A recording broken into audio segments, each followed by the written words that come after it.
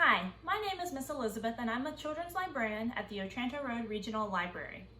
Every fall we offer a series of programs called Junior Chef, where kids like you get to come in and prepare simple, no-bake or microwave-only recipes. Now before we get started with the actual cooking, I'd like to go over a few basic safety tips. Number 1, when you're cooking, always make sure you have an adult with you. 2, if you have long hair, it's best to pull it up in a ponytail and get it out of your face. The last thing you want is for your hair to be in the food or the food that you're preparing for others. And number 3, I'm sure I don't need to remind you this right now, but make sure you wash your hands. When we're touching things or putting our hands on our face and our hair, we pick up germs and bacteria. The last thing we want is for that to end up in the food that we eat. Now, one of the things that I love about cooking, besides getting to eat the food, is that it combines a lot of different skills you learn at school. You improve your reading skills, reading the instructions on the recipe card and the ingredients. It also includes math. Is a half of a cup bigger than a third of a cup? What do you do if the recipe that you have says that it has enough for 4 people, but you have 8 people coming for dinner?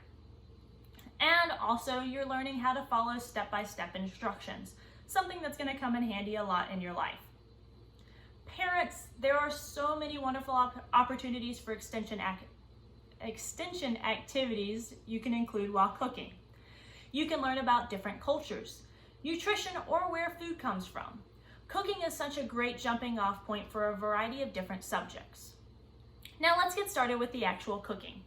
Today we're making a junior chef favorite, pancakes in a mug.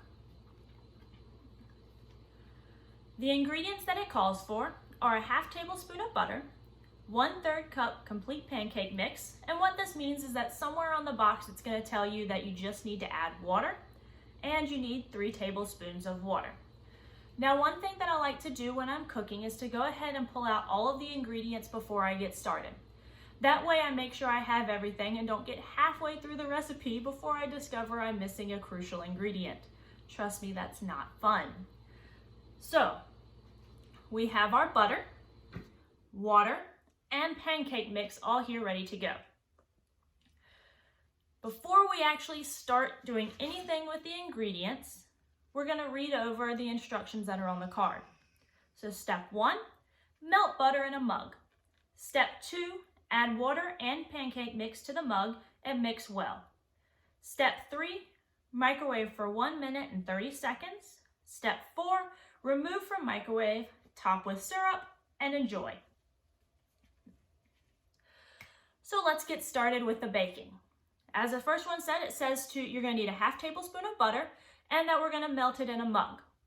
Now when you're measuring things with tablespoons, you have nice little measuring spoons, or one of the great things about working with butter or a stick of butter is that it has these wonderful little guides on the side of it where it measures out how much is a tablespoon. So you just eyeball it and guesstimate where about a half of a tablespoon is. Now I went ahead to save us a little bit of time and measured out the butter and already melted it here in our cup. So the next thing that we're going to do is add 1/3 of a cup complete pancake mix.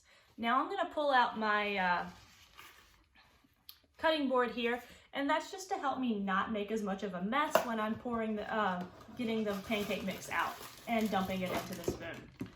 So I've got my pancake mix, I've got my 1/3 cup measuring cup, and one thing that I like to do when you're working with flour or anything, you can use a knife to wipe off, or if I have it in a bag like this, I'll just use the bag as a little bit of cheat instead.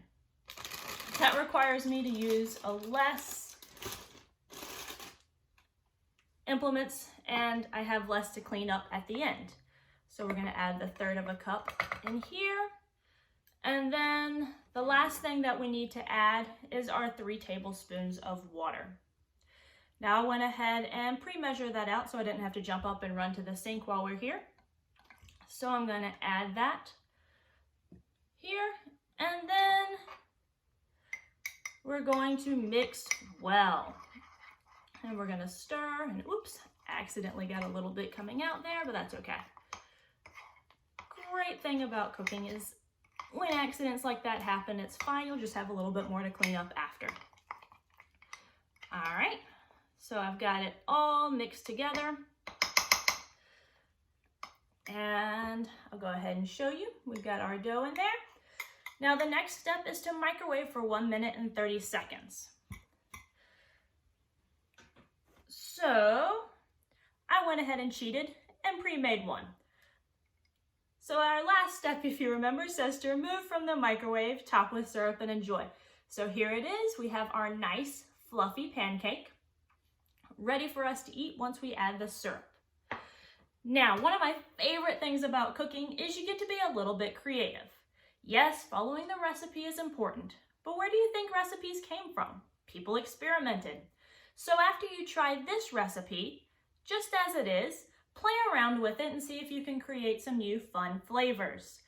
You can try adding blueberries or cranberries, raisins, or if you're like me and you have a little bit of a sweet tooth, you can add some chocolate chips and you have a nice chocolate chip pancake. So I'm going to add those to my mix that we were just making so that I can have a dessert pancake later. And I'll set that aside.